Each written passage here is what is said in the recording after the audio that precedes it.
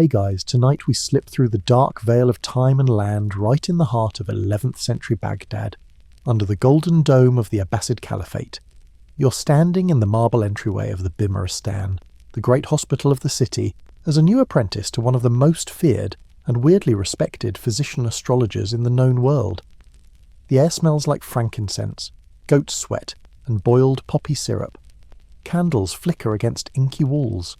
Outside, donkey carts rattle by with a clatter, and in the distance someone is either giving birth or being exorcised, maybe both.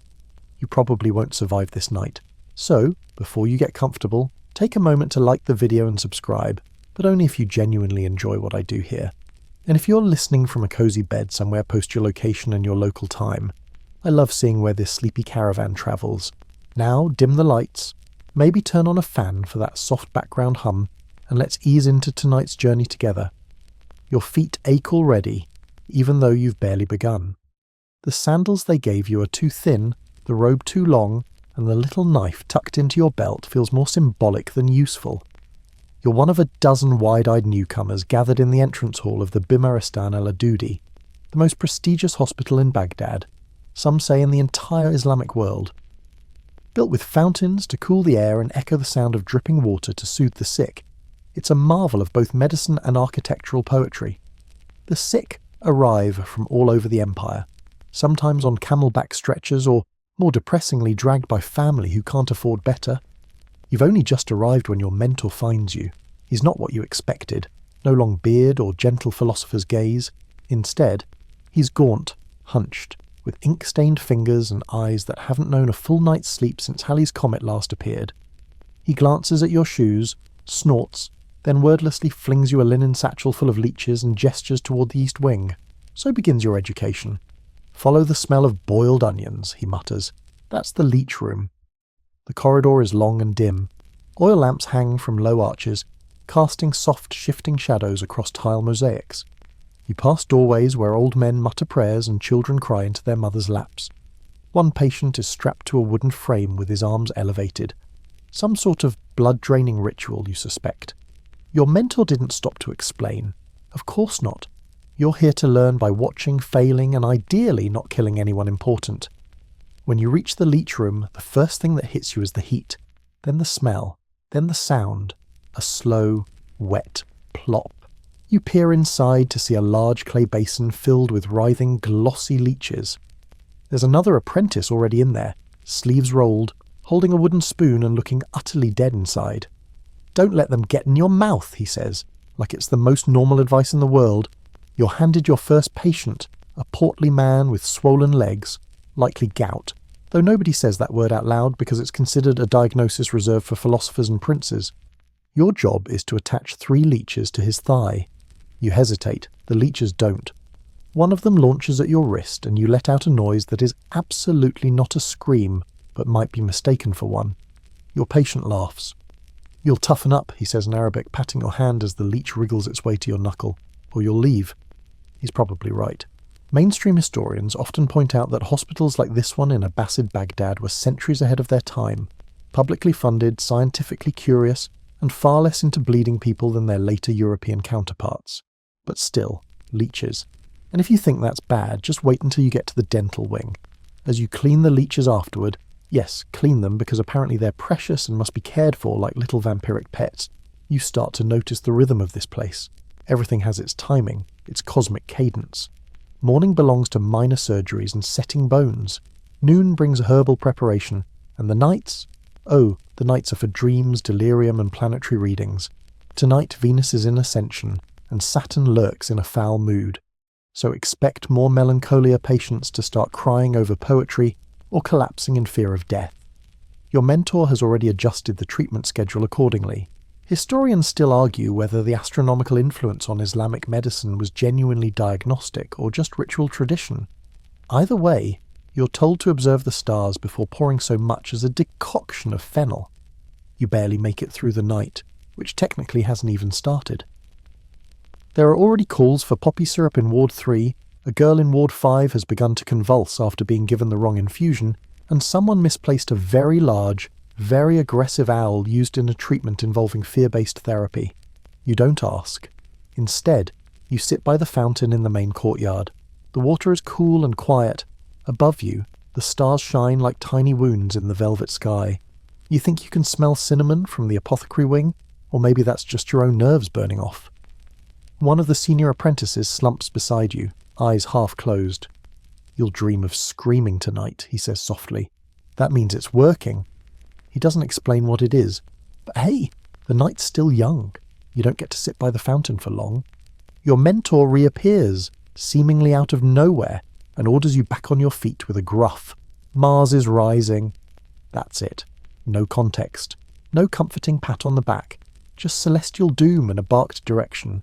You follow him down a corridor that smells increasingly like boiled blood and wet parchment.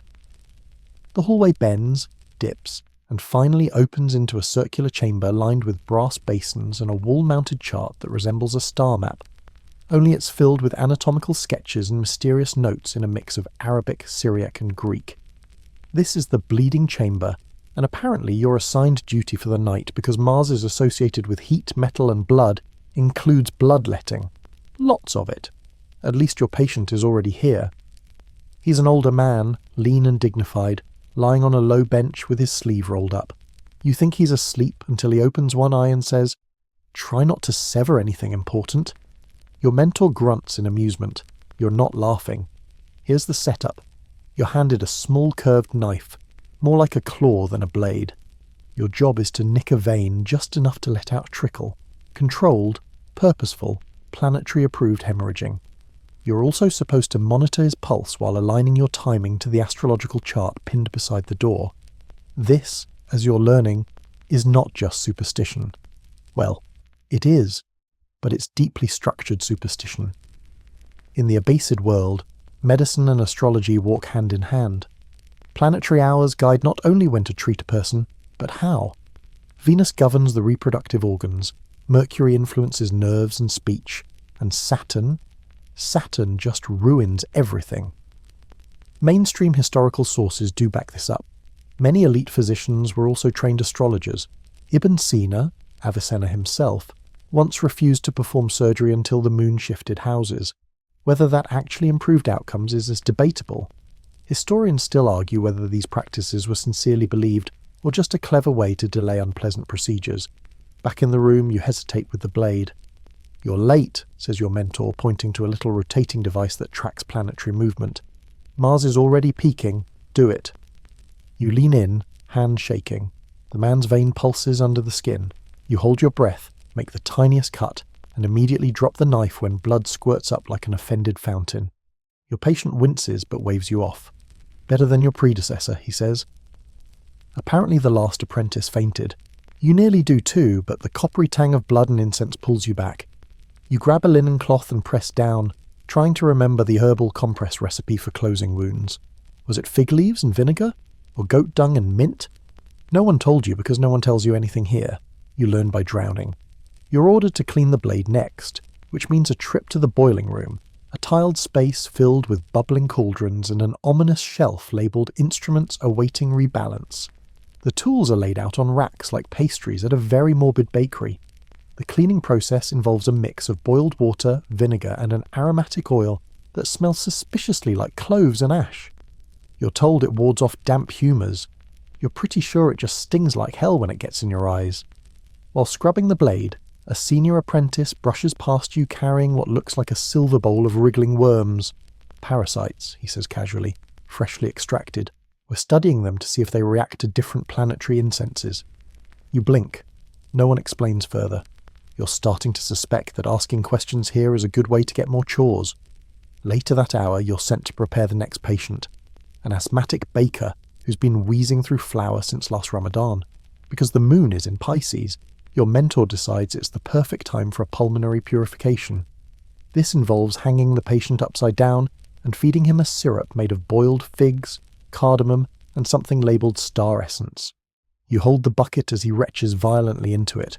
You also get a splash on your robe, which now smells like anise and regret.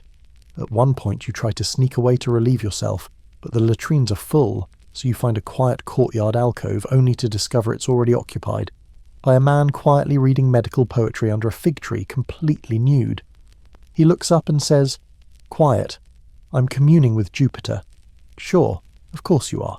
By the time you return, your mentor has disappeared again. The bloodletting chamber is empty, save for a fresh patient already reclined and prepped, giving you the same resigned look a cat gives before a bath. You're on your own. Again. Your hands tremble as you pick up the blade. This time you take a slow breath. Remember the pressure points he showed you earlier, just near the elbow, above the bone, and make a shallow cut. Blood oozes rather than spurts. That's a win. The patient nods, almost impressed. You're starting to think maybe you'll survive this night after all. Then a messenger bursts in, screaming something about Mercury going retrograde, and a nobleman needing emergency spiritual balancing after choking on roasted pigeon. You sigh. There goes the brief moment of calm.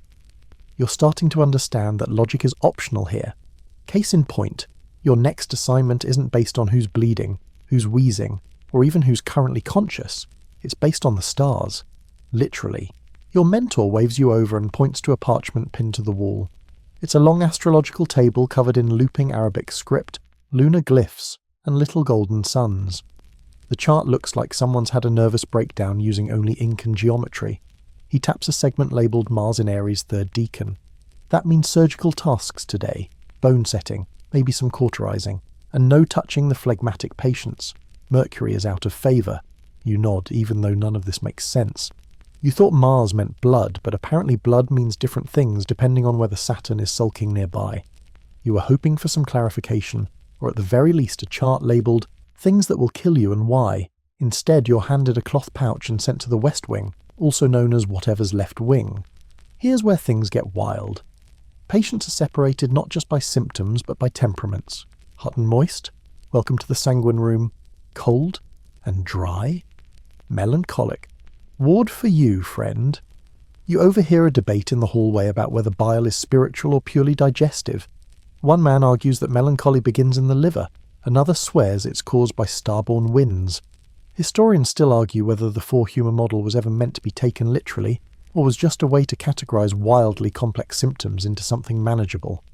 What's clear is that here, tonight, it's scripture. You're ushered into a room with brass lanterns and a row of patients staring up at the ceiling, all marked with wax tablets placed by their heads, each inscribed with their temperament, dominant planet, and most recent dreams. You're told to sort them accordingly. One of them grabs your hand and whispers, "Do not put me near Saturn, people, I hear the buzzing." Right.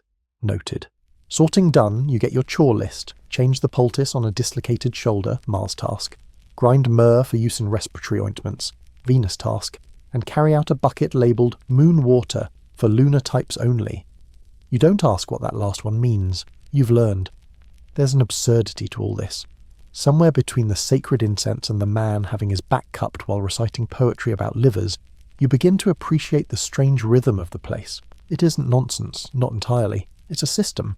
Maybe outdated, maybe wrong, but one that's holding hundreds of sick and suffering people in something resembling order.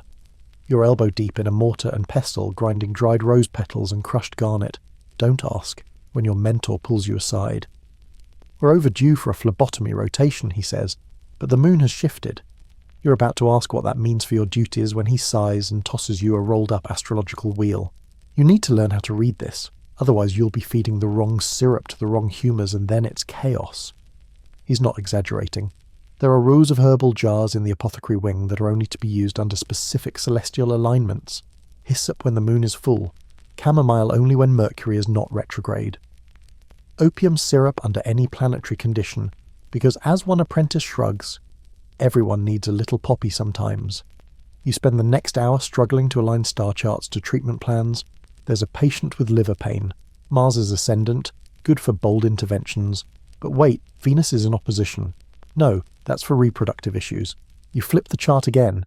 Saturn is in the 4th house.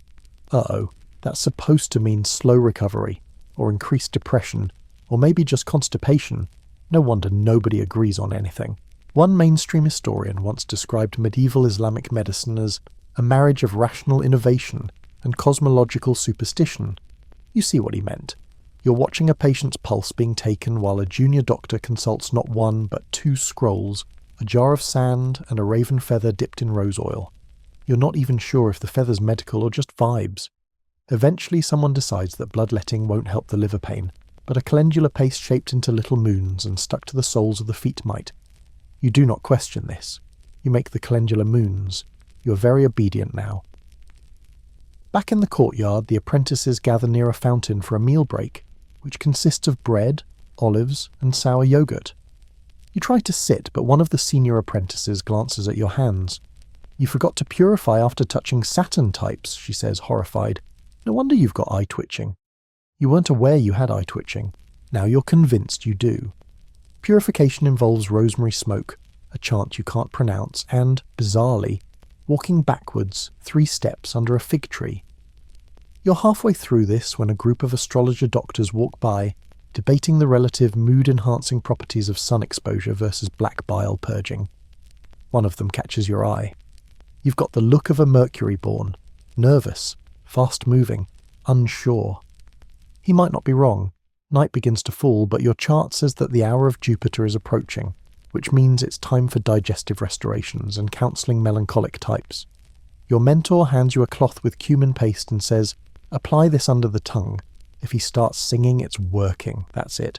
No other instruction. So now you're in a dimly lit room with a man sobbing about his missing goats, gently pressing cumin under his tongue and waiting for a musical number. You try not to laugh or cry or inhale the cumin paste too deeply. All you know is this. Tomorrow's planetary alignment had better involve naps. You've barely rubbed the cumin paste from your fingers when the call comes, to the cupping room now. You're not even sure who shouts it. Could be an apprentice. Could be one of the delirious melancholics. Could be in your head by now. The cupping room is exactly what it sounds like.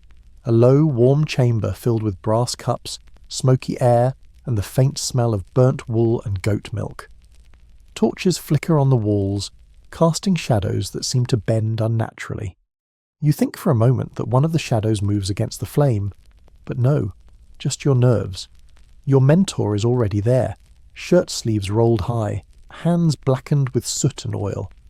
A patient lies prone on the marble slab, back exposed, trembling slightly. The skin has already been oiled, a few slices made along the spine with a fine, curved blade. You swallow. You've read about this, theoretically. Hot cupping. Heat the brass cup, seal it to the skin, let it draw out the bad humours through suction. In theory it's controlled, elegant even. In practice it smells like burning lamb fat and looks like you're summoning something. Your job? Light the cups. Place them. Remove them at the right moment. Try not to flinch when the patient screams. There's a brazier burning steadily in the corner, and a long iron rod heating in the embers. The cups sit in neat rows, small, medium, large, and dear God why size. You watch as your mentor pinches a piece of cloth soaked in oil, lights it, drops it into the cup, and with one swift movement slaps the cup down onto the patient's back. The skin rises immediately inside the dome of the cup, ballooning like dough. Now you, he says. You mimic his movement with trembling hands. Your first attempt sends the cup skidding across the man's shoulder, leaving a trail of oil and embarrassment. Your second attempt holds. The patient grunts. You dare to feel a hint of pride, until the third one slips and clatters to the floor, sending sparks onto your robe. You stomp it out like a guilty thief caught mid-act. From the corner, the patient croaks. Maybe try the small one's apprentice. At least he's still conscious. Cupping was widely practiced in the medieval Arab world and surprisingly still is today in various forms. Historical sources describe it not only as a cure-all for headaches, fevers and fatigue, but also as spiritually cleansing, aligning the body's internal winds with celestial currents. Historians still argue whether its popularity was due to clinical effectiveness or the dramatic visual of ballooned, blood-dotted skin, convincing both healer and patient something powerful had occurred. Back in the room, it definitely feels powerful. You remove one of the cups and nearly gag as a bubble of dark, almost black blood trickles down the man's spine. Your mentor watches, nodding slightly. "Ah, that's melancholic bile," he says. "Good. Let it weep." "Let it weep? You're the one on the verge of tears." The patient miraculously begins to breathe easier. Maybe it's the placebo effect. Maybe it's sheer relief that you haven't set him on fire. Maybe there's actually something to this madness. As you clean the cups, each one dunked in salt water, dried with old linen and smoked with sage, You overhear another apprentice tell a joke. What did the Venus patient say to the Mars doctor? I don't know. Your hands are cold, but your aura is worse. It gets a chuckle. You wish you had the mental capacity to laugh. You leave the cupping room reeking of scorched oil, a little bit of blood on your cuff, and a deep, unsettling knowledge that this is far from the weirdest thing you'll see tonight. Just as you step into the corridor, a page runs by carrying a tray. On it, a small vial of poppy syrup, a bunch of mint leaves, and what looks disturbingly like a small piece of skull. Human. Goat. Decorative. You do not ask. Another patient is waiting just around the corner. This one sits upright on a bench, clutching a scroll to her chest and whispering verses from the Mu'allaqat, the famous pre-Islamic odes. Her nose is bleeding, her eyes wide and distant. An astrologer stands nearby, muttering about how her natal chart is dangerously imbalanced. Too much lunar influence, not enough fire. You're sent to fetch the cooling compress, which turns out to be a paste of crushed lotus petals, sour yogurt, and pearls. Yes, actual pearls, mixed into a fine blue goop that smells surprisingly pleasant. You apply it gently to her temples as the doctor continues charting her symptoms against the stars. Capricorn ascending, he mutters, but Jupiter is shadowed. You wonder if that's his diagnosis or a weather report. Your arms are starting to ache. You haven't sat properly in hours, your knees are stiff. But there's something mesmerizing about this. About being a small, tired cog in a massive mystical engine of healing, superstition, and science. And then your mentor reappears with his trademark scowl. Enough cupping, he says. Come prepare the poppy syrup. You try to hide your excitement. The poppy room is infamous, not for what it contains, but for how dreamy it smells. Crushed opium mixed with cinnamon and honey, aged in clay jars, stirred by hand, and ladled in doses as precise as they are questionably measured. You enter and immediately feel floaty. Not from inhaling anything, you think, but from the sheer decadence of it. Low music plays, a reed flute, distant, mournful. Walls lined with jars labelled sleep, pain, vision, and ominously, reverie. Tonight's dosage is for a merchant's son who broke his leg falling from a minaret after chasing a celestial omen. He was chasing a pigeon. Someone told him it was a sign from Venus. You measure out a ladleful of syrup into a shallow dish, swirl it with a strand of saffron, and carry it with both hands like it's royal treasure. The boy drinks it in one go, sighs, and mutters, "I see gold." You're about to reply when your mentor claps you on the shoulder. Don't get attached to outcomes, he says. Just watch the stars and mix the syrups. You nod, then blink, then realise your hands are still shaking from the cupping. The night isn't over yet. You're still mentally swimming in poppy syrup vapours when a new crisis rolls in, literally. A low wooden gurney creaks through the hospital gates bearing an old man, pale as goat's milk and trembling violently. He's clutching his abdomen and moaning in a rhythmic, almost musical tone. Gallstones, someone says, or maybe demons. The ambiguity is not meant as a joke. Your mentor raises an eyebrow, then nods to the east wing. Let's prep him for pain management, and possibly exorcism. You follow in silence, pushing the gurney past a series of narrow doorways, each revealing its own weird little world. One room full of snoring patients with bags of garlic hanging above their beds. Another where a nurse is slapping someone's feet in time with recitations from the Quran, and one door that closes suspiciously fast the moment you pass.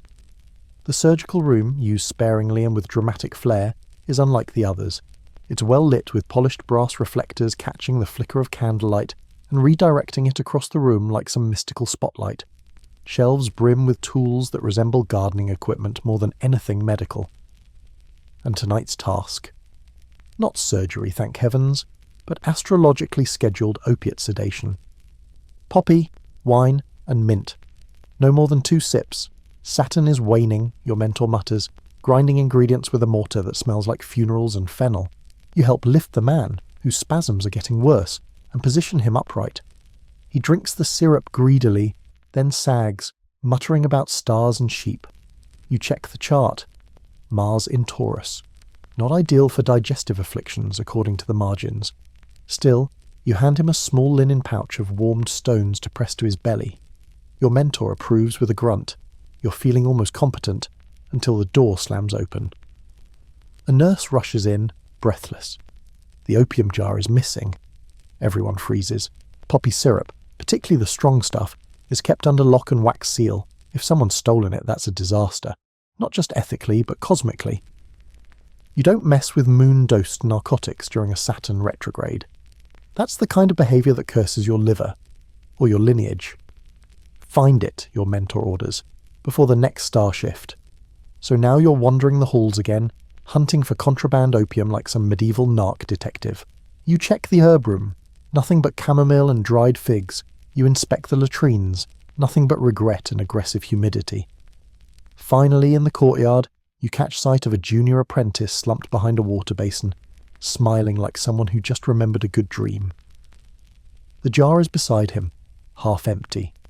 You drag him upright and half carry him back to the storeroom, where the chief apothecary, a terrifying woman with eyebrows like question marks, demands to know the planetary conditions under which the syrup was administered. You stammer something about Mars dominant, but also some Venus influence, and she narrows her eyes. You better hope Saturn wasn't watching. She takes the jar and disappears behind a curtain. You don't ask what happens to poppy thieves. Back in the main corridor, you try to catch your breath. The stars may decide your fate, but your feet are definitely deciding to mutiny soon. You're called into the scalding room next. No, not torture. It's where tools are sterilised. A revolutionary concept in its infancy. The cleaning process involves dunking surgical instruments into boiling water and vinegar, then wiping them with rose oil and reciting a short verse about purity. Some physicians swear it wards off invisible worms, others just like the smell. Mainstream historians agree that Islamic medicine was, in many ways, far ahead of its European counterparts in terms of hygiene. Hospitals like this one mandated cleanliness in ways that wouldn't be seen in Christian Europe for centuries. Of course, clean is relative. You find a bloodied scalpel that's been sitting under a table leg, presumably forgotten during an eclipse or a snack break. You clean it anyway, thoroughly, while muttering, "Please don't let this kill someone," under your breath. Then comes the chest compress. Not CPR, no. We're not there yet historically. This is a procedure for congested lungs, which involves slathering a thick paste of onion, garlic and sheep's fat onto the patient's chest, then wrapping them in warm linen while someone reads their birth chart. You're the one slathering. The man wheezes and groans, but doesn't resist. At least not much. You finish the wrapping just as your mentor enters. Did you remember the fire sign chant? You stare blankly. No, he sighs. Well, pray the moon is merciful. You do. Just to be safe. From the next room, you hear music. A soft oud playing. It's coming from the women's ward, where one of the elder patients insists that healing can only occur in the presence of poetry. She's not wrong. The Abbasid age was one of golden literature and philosophy. It wasn't unusual for hospitals to include recitation rooms, where poetry and music were prescribed alongside syrups and salves. You sneak a moment just outside her door. The melody is soothing, the scent of sandalwood curling through the air like a sleepy thought. You lean against the wall, exhale, and allow yourself a heartbeat of rest. Then someone yells. Something about boiling bile extract exploding. You run. Again. You burst into the apothecary chamber expecting flames, shattered glass, and someone writhing on the floor. Instead, you find 3 apprentices staring mournfully at a broken clay jar, its contents slowly oozing across the floor, like an offended pancake. Was that? You begin. Fermented ox bile with rue extract, one mutters. Distilled under Jupiter's gaze. It took 2 weeks. Another one adds, and the owl feathers, hand ground. You glance at the chart pinned to the wall. It details the recipe in 17 lines of careful script, ending with, only to be administered on the 3rd night of a waxing moon in Sagittarius. Well, guess what night it is. Your mentor arrives, sniffs the air like he can smell failure, and simply says, "Clean it up, and don't waste the rue." You're handed a linen cloth and a small scraper. The mixture is pungent, sticky, and inexplicably sparkly. The rue goes into a separate container for reuse. You don't ask if that's safe. Nothing here ever really is. Once the floor's been restored to some semblance of cleanliness, you're sent on another errand to restock the surgical bench for the next day. You pass through the herb room, where the walls are lined floor to ceiling with jars containing things like dried lizard, black cumin, salted bees, and powdered lapis. There's a dried scorpion taped to a scroll labelled "Warding Formula for Excessive Melancholy." You pause. Did they really use scorpions? Mainstream historians agree. Sort of. Scorpions were occasionally used in ointments and amulets, especially to treat fevers believed to be hot in temperament. Whether it worked is another story. Historians still argue whether many of these exotic ingredients were therapeutically effective or merely symbolic, magic disguised as medicine.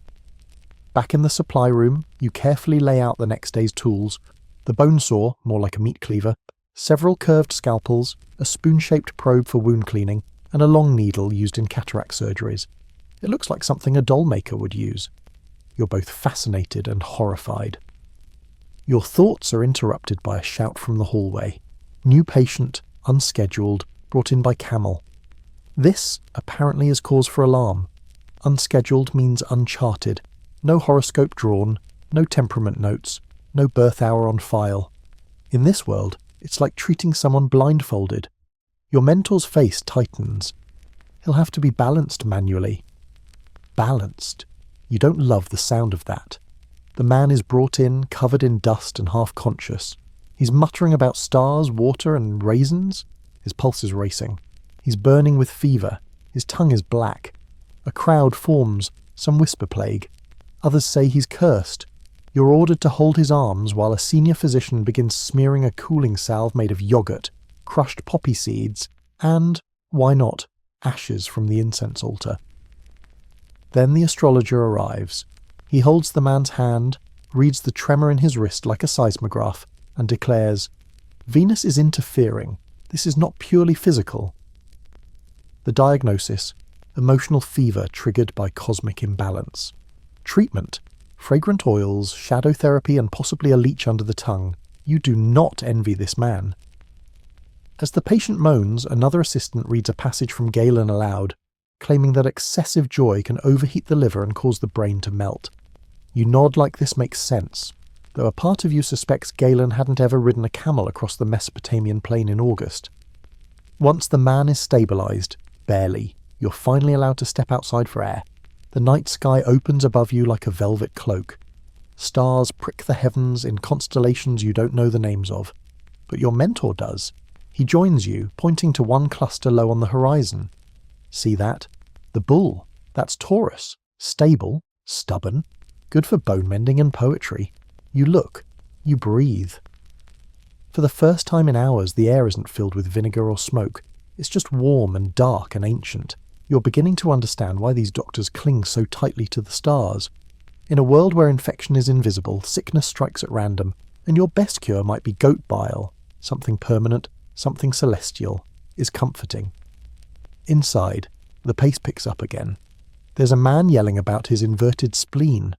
Another patient wants his eyes adjusted because he's begun seeing blue shadows. A woman is convinced she has swallowed a gin. You're called back to the apothecary wing to prepare a sedative infusion. The recipe reads like a spell. 1 measure poppy syrup, 3 leaves crushed mint, 1 whisper of honey, and the feather of a bird that has never flown. The last one is metaphorical. You think. You pour the syrup with shaking hands. You wonder if you're getting any better at this, or just becoming numb. Either way, the patient falls asleep peacefully after a single sip. A small victory. Then the bell rings, midnight rounds. Every apprentice must check their assigned wing. You're sent to the fever ward, torch in hand, alone. The hallways now feel more haunted than holy. Lanterns sway gently with your steps. You hear coughing, whispers, someone reciting prayers in the dark. You peek into one room and see a woman sitting upright, eyes open wide, whispering to the ceiling. A dried pomegranate rests on her chest.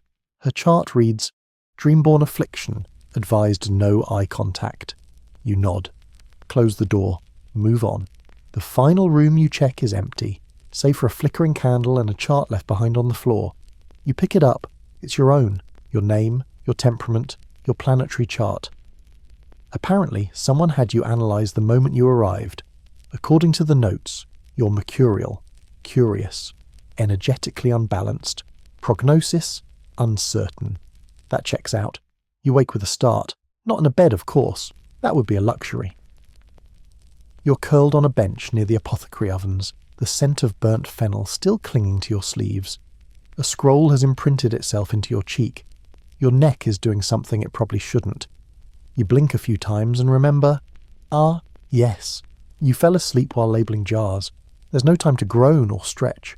Your mentor is already looming above you, casting a long shadow across your crumpled chart. Time to observe rounds, he says, and don't speak, just listen. He strides off without waiting. You scramble after him, grabbing a fresh piece of linen to wipe your eyes, and your pride. This morning's rounds begin in the scholar's wing, not the patients, the doctors. This is where the elite meet to argue, theorize, and sip strange teas with floating rose petals and something suspiciously viscous. The room is an amphitheatre of soft cushions, ornate scroll shelves, and one giant star map stretching across the ceiling.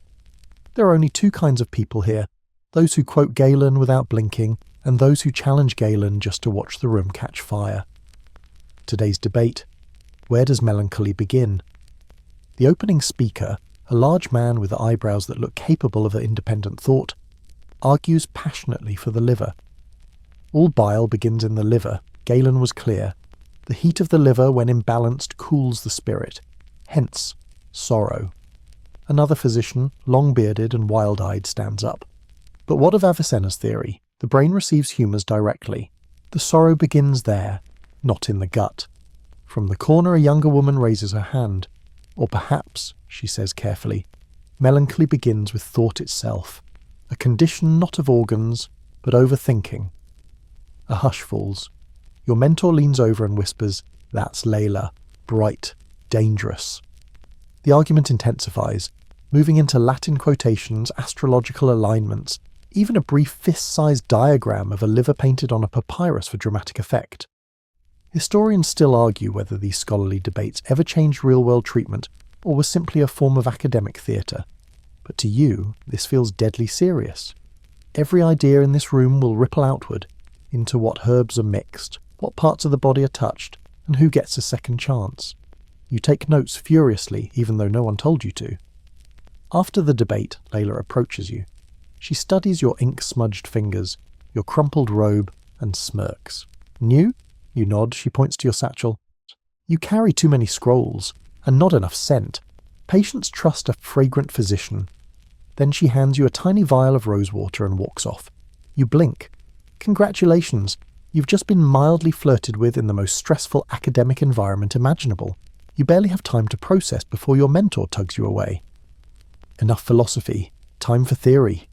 He drags you into a narrow room lined with jars and books, each more incomprehensible than the last. He pulls one off the shelf, Kitab al-Mansuri by al-Razi, and opens it to a chapter on fever types. You're told to read aloud while he prepares a poultice. Your voice cracks. You mispronounce Mada. He smacks the back of your head lightly. Speak like a healer, not a goat. You try again, better this time. As you recite, he mixes crushed dates, vinegar, and powdered lapis lazuli into a paste, applies it to a strip of linen, and hands it to you. For the melancholic poet in the East Wing, apply to the soles of his feet. Say nothing if he cries. That's part of the process, you nod.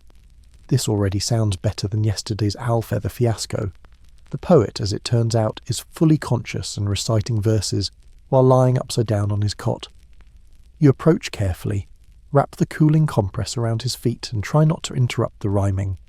To touch the stars and drink the sun is nothing, child, if your spleen's undone. Catchy. You return to find your mentor staring at a jar of urine. Yes, urine. He holds it to the light like a jeweller examining a sapphire. Then he swirls it. Then he sniffs it. Then, before you can recoil, he dips his finger in and tastes it. You make a noise that's definitely not dignified. He raises an eyebrow. How else will you understand the body's song? Urinalysis is the gold standard of diagnosis here. Strange as that may seem, colour, scent, clarity, even taste, each tells a story. A cloudy sample might suggest kidney trouble. A deep yellow points to liver heat. A hint of sweetness, diabetes. Though they wouldn't call it that yet. Mainstream historians confirm Islamic physicians developed surprisingly accurate diagnostic methods using what they had, urine jugs included. The fringe part? Some believed you could detect a patient's dominant planet by their urine scent alone. Your mentor doesn't go that far. but he does hand you a fresh sample and tells you to describe its temperament. You stare into the golden liquid like it's the eye of some ancient beast. It's warm, light in colour, slightly grassy. He nods. Moderate heat, probably a bile imbalance. You're learning. You're also gagging, internally, but progress is progress. The rest of the afternoon blurs into more diagnostic chaos. A merchant with heart palpitations claims he's been cursed by a rival astrologer. A mother insists her baby is too quiet and may be possessed by stillness. A soldier demands a talisman against night sweats. You try to help where you can. You hand out scented cloths. You refill syrups. You listen. One man gives you a ring and says, "For protection, you'll need it." You don't ask what from. You just slip it into your satchel with the rest of the strange, sleepless artifacts of your life now. You've just tucked the urine sample notebook back onto the shelf. Yes, there's a whole shelf. When your mentor makes a sound halfway between a sigh and a chuckle, that's never a good sign. "You're assisting me tonight," he says. You blink. That could mean anything. He could be applying a soothing balm to a noblewoman's sprained wrist, or extracting an obsessed molar by the light of a comet. "On what?" you ask, foolishly.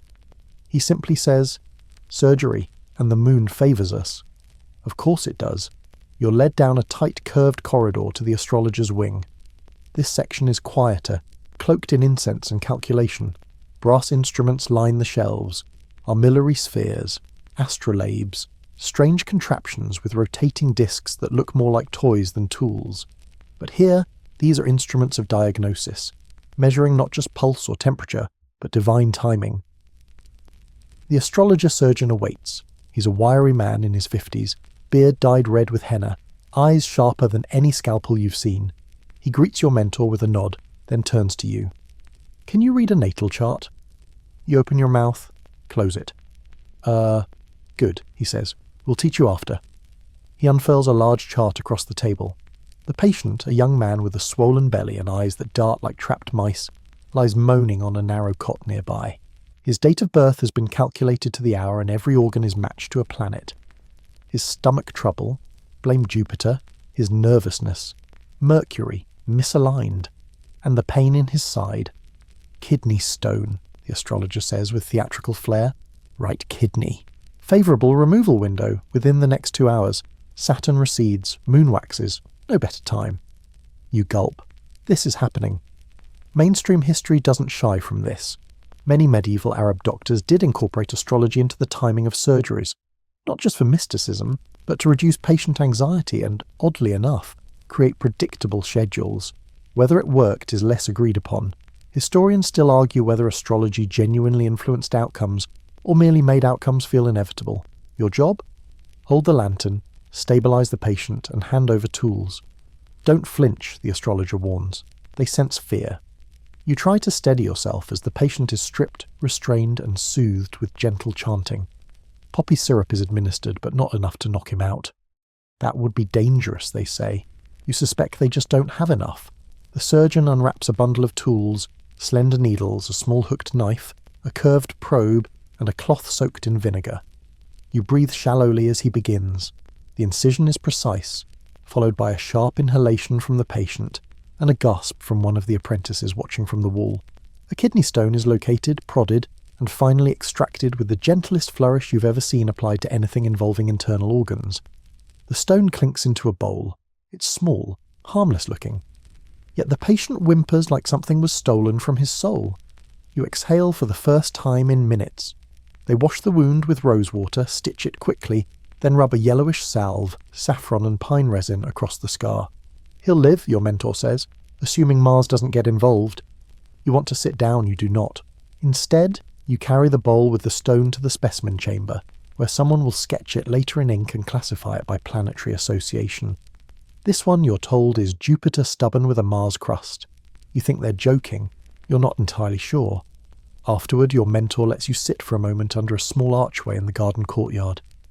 The air is heavy with the scent of blooming jasmine and something more pungent. Perhaps a medicinal ferment gone wrong nearby.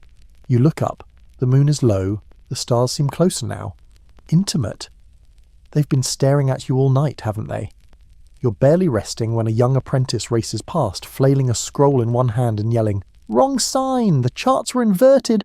Pisces was actually in Virgo! Chaos follows. Apparently an entire wing was dosed with the wrong herbal regimen. Cooling herbs were given to hot-tempered patients. One melancholic was mistakenly placed in a room with aggressive music. A phlegmatic was served goat stew when he should have been fasting. People are burping backwards, someone shouts. You're dragged in to help sort it. Quickly.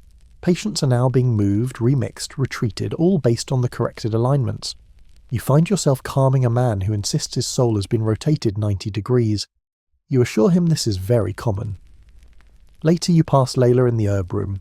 She looks exasperated, hair fraying, hands red with mint juice. Stars are drunk tonight, she mutters. You offer her your last dried fig. She accepts it wordlessly. In the chaos, someone shoves a bundle of scrolls into your arms. Chart these patients. Compare planetary temperament with pulse rate. Do not mix the Saturn types with the Mercury ones. You find yourself at a desk, quill in hand, scribbling feverishly while trying to remember which planet governs the spleen. Mars. No, Jupiter. It all feels absurd, but also kind of beautiful. Because for all the madness, the misplaced feathers, the cosmic misdiagnoses, the man who swears he's being haunted by Venus, this hospital is a place where people try, where people believe. And sometimes that's enough to make them feel better, or at least feel seen. Your eyes burn from candle smoke and charting. Your fingertips are sticky from honey paste. You've lost count of how many planets you've blamed for things tonight. But you've also watched a man survive kidney surgery. You've made someone smile with a wrapped fig. And now the stars are finally quiet. For now. You're not ready for this. You think you might be. After all, you just assisted in a kidney stone extraction under a planetary window and only almost fainted once. But confidence, like urine samples in this place, can turn foul without warning. Because now, you've been trusted with a chart. Your own chart. A patient's chart.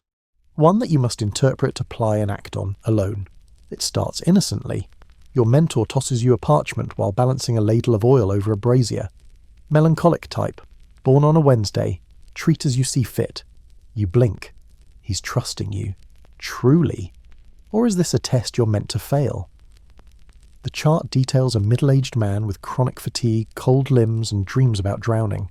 His birth sign is Cancer, his moon is clouded, and he's labelled watery to excess. He's already been purged once, bled twice, and prescribed goat's milk compresses to no effect. You reread the notes. His pulse is slow, his skin is pale, he smells faintly of vinegar and cloves. You do what any responsible, nervous apprentice would do. You panic just a little and sprint to the scholar's wing. There, you find Layla scribbling notes by candlelight. You try to be casual. Hey, what would you give a watery melancholic born on a Wednesday who dreams of drowning but already had goat compresses and hasn't improved? She doesn't even look up. Let me guess. Virgo moon?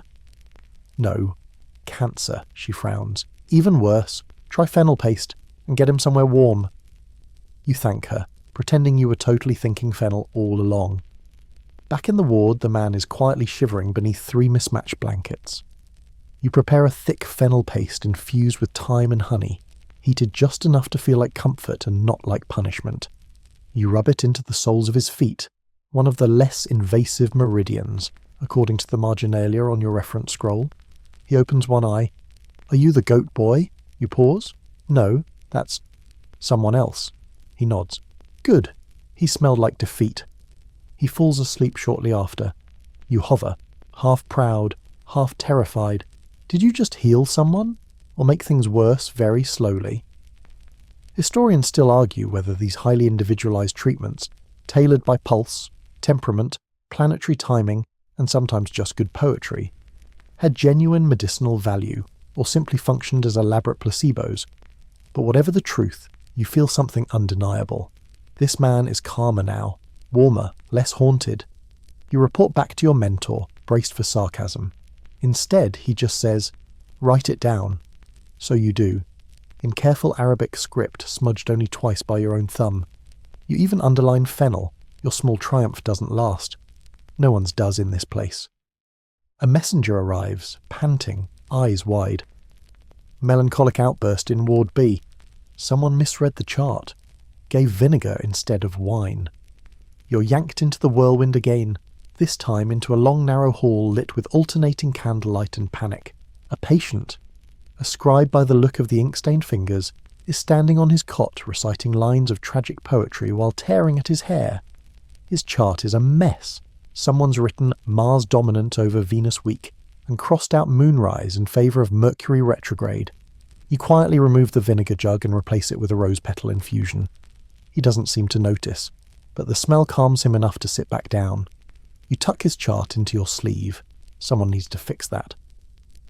The astrologer on duty glances at the chaos and mutters, "This is why we never trust midday charts. Too much solar interference." You smile politely and pretend that means something to you. Later, you retreat into the small nook behind the surgical wing known as the cool room. Not because it's temperature controlled, no, this is still the 11th century, but because it's shaded by a fig tree and rarely visited. Someone has left a cloth bundle of dates and a scroll of love poetry nearby. You read a few lines while chewing slowly. The poem is about longing, but the dates taste like certainty. It's peaceful, almost suspiciously so, until you're summoned again. A patient has arrived with a case of planetary confusion. That's what the chart says. You're not sure if that means vertigo or something more metaphysical. Turns out it's both. The man claims he's been seeing ghost moons in his peripheral vision, hearing whispers from his spleen, and feeling sudden warmth whenever he walks past a goat. You're not prepared for this, but you've been trained to appear prepared. You consult the chart. He's a Pisces, Mercury in retrograde, temperament, phlegmatic, pulse, erratic but polite. You remember something from the scholars' debate. Goat-associated visions may indicate an overheated third humour, especially when paired with lunar hallucinations. Treatment? Lavender compresses, chamomile smoke, and limited exposure to goats. You apply all three. He seems satisfied. He thanks you, and promptly falls asleep with a smile. You're left holding a scroll that reads, "The stars wound, but also mend." You'd roll your eyes, but your arms are too tired. Back in the apothecary, you help Layla prepare powdered carob and dried fig resin for tomorrow's ointments. She glances at your robes, now thoroughly crusted with fennel, mint, goat hair, and secrets. "You'll need to burn that," she says dryly. You sigh. "I liked this one." She hands you a fresh robe, coarse, undyed, but clean. A small gift, a great mercy. Outside, the city calls to prayer. The stars pulse gently above the domes. You look up, and for the first time, you don't feel entirely mocked by them, just watched. Midnight, the time when most sane people sleep, when city sounds grow soft and the stars press just a little closer to the earth. But inside the Bimaristan, sanity is optional, and rest is a myth told to frightened apprentices. You're halfway through a sip of lukewarm coriander tea when a bell clangs 3 times in the north corridor. Emergency. You abandon the tea. You abandon hope of digestion. You sprint.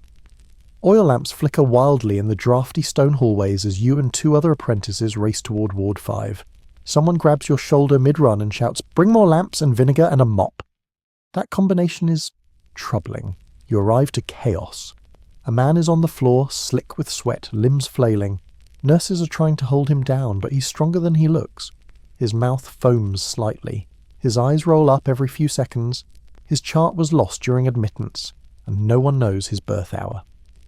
To your cosmic-tuned doctors, this is the equivalent of flying blind through a thunderstorm without a sky. "He's choking on his own phlegm," someone says. Another retorts, "He's overtaken by wind." Yet another insists it's lunar possession. You're pretty sure it's a seizure. But you're not in 2025 with access to EEGs and ER doctors. You're in 11th century Baghdad with poppy syrup, charts of star alignments, and enough vinegar to pickle a demon. Your mentor pushes through the crowd. He kneels beside the patient, feels his pulse, smells his breath. Then, of course, glances at the heavens through the skylight. "Jupiter descending," he mutters. "Administer calming infusion, chest compress, feet cooling." You're on compress duty. You grab a cloth, dunk it in chilled rosewater, and begin pressing it against the man's soles. His spasms lessen. Someone else rubs balm into his temples. A senior physician recites verses softly. The tension in the room begins to shift. The scent of rosewater overpowers the panic. His limbs relax. His breathing slows. The foam subsides. You exhale for the first time in what feels like an hour. Later, back in the hallway, someone pats you on the back and offers you a fig. That was a real crisis, he says. You did well. You take the fig. You do not cry. Not yet. But you're not done. You're called immediately to Ward 2. A child is coughing so violently she's burst capillaries around her eyes. Her mother is wailing softly. A diagnosis has been made. Fiery imbalance with dry phlegm and moon agitation. Translation: nobody knows. You do what you've been trained to do. Observe. Feel the pulse. Check the colour of the tongue. Listen for rattling breath. You've seen this before. Dry cough, difficulty breathing, flushed cheeks, cold hands. Your fingers remember faster than your brain. You grab the licorice root syrup. You rub warmed almond oil into her back. You whisper to her in a voice you didn't know you had. She sleeps. Your mentor passes by, glances in, says nothing, which is, as you're learning, the highest compliment. Then mop duty. Not glamorous, not celestial, but necessary. You're handed a ragged broom and a jug of vinegar. You clean a hallway where someone dropped a jar of oxgall and stepped in it, twice. You scrub a stain you suspect is blood, but sincerely hope is not. You rinse a urinal basin under a spout shaped like a lion's mouth. This hospital doesn't stop, not even to blink, and neither do you. On your way back, a shadow moves quickly past you. It's an elderly nurse, white-haired and humming softly. She nods at you, and you nod back, as if to say, "Yes, we both know this is madness." She winks, then vanishes into the night. You're pulled next into the scriptorium, of all places. The head scribe has a shaky hand tonight.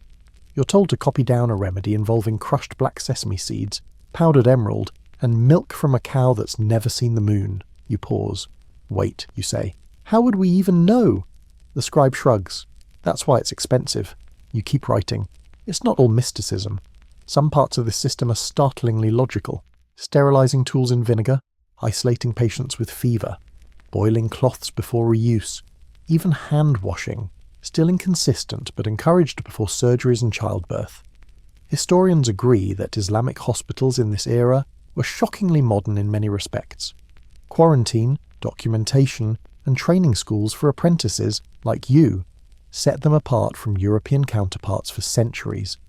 But then, there's the crocodile dung poultice, and the argument you overhear about whether Saturn affects back pain or just bad poetry. Some things are timeless. At dawn you help deliver herbs to the kitchen-turned-pharmacy. The air is thick with steam and spice. The cook-pharmacist is a tyrant with a ladle and a fondness for spitting into pots when angry. You grind dried fig seeds, sort ginseng from ginger, and accidentally inhale a puff of cinnamon so intense you sneeze for 5 solid minutes. "Welcome to morning round," someone jokes. The line for medicines begins before the sun rises, poor patients first. Charity care is the heart of this hospital, and the caliph funds it generously. You hand out salves, syrups, and the occasional charm.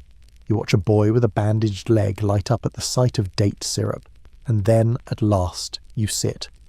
On a bench warmed by the morning sun, you pull your scroll from earlier, the one with your assigned patient. You update it. Condition improved, fever subsided, sleep restored, stars unconsulted, but patient alive. A senior apprentice walks by, reads it, and nods. Good. Keep not dying. That's the plan. You're not sure how many hours have passed. You measure time now by candles burned, herbs crushed, and how many times you've scrubbed something that should have been incinerated. But when you're summoned to the surgical chamber again, you know from the tone that something's different. Something big. This isn't another leech application or foot poultice. This is surgery, without anaesthesia. Your stomach tightens as you enter the room. The air is unnervingly still, thick with anticipation and the faint scent of vinegar, rose oil, and fear. There's a tray of tools laid out like precious silver. Hooked knives, small hammers, stiff bristles, curved needles, and a long, delicate instrument that looks suspiciously like a bent knitting needle. That one's for the eye. Tonight you're assisting with cataract surgery. Your patient is an elderly merchant. His eyes are clouded, milky with age, but he's calm. Too calm, actually. He's clearly had poppy syrup, maybe more than he should have. His hands twitch slightly, but he smiles at you and says, "If I wake up blind, tell my wives I went with style." You don't ask how many wives he means. Your mentor arrives, hands scrubbed, eyes sharp. He doesn't speak much, just nods to you and the senior assistant. The astrologer isn't here. Apparently this procedure doesn't wait on Venus. The cataracts are too thick. The patient begged for relief. The stars were overruled. "Keep his head still," your mentor says. You do, gently, as if he might shatter.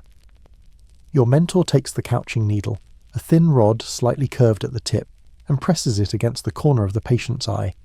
You've seen this in sketches, even in a demonstration with a sheep's eye, but nothing prepares you for the real thing. The patient winces but doesn't scream. The needle pushes in, carefully, slowly, then a flicking motion, a disruption of the cataract's lens inside the eye. The theory is that by dislodging the cloudy lens, some light can reach the retina again. Vision won't be perfect, but it might be enough. You hear a wet click, a sigh. The needle is withdrawn. "Bandage," your mentor says. You pass it over. Linen soaked in honeyed rose water, wrapped gently, like a sacred relic. Historians agree that couching was a widespread procedure in the medieval Islamic world, performed with remarkable consistency. In fact, some patients did regain partial sight, but the success rate was spotty, and the risk of infection was terrifying. Your patient whispers, "Tell me the stars are smiling." You lie. They're beaming. You help him sit up, lead him to recovery, and place a charm under his pillow, just in case. As you clean the tools afterward, your hands shake, not from fear, from awe, from the realization that you were just part of something impossibly delicate and unspeakably bold. Then someone drops a clay jar near your foot. It shatters. You flinch. Welcome back to reality. After a brief stop at the herb pantry to replenish thyme oil and crushed amber, you're sent to assist with something a little more bureaucratic. Chart copying. You'd think it would be a break. It's not. The scribe overseeing the chart room is a stickler for margins, ink thickness, and whether your Arabic calligraphy looks confident or cowardly.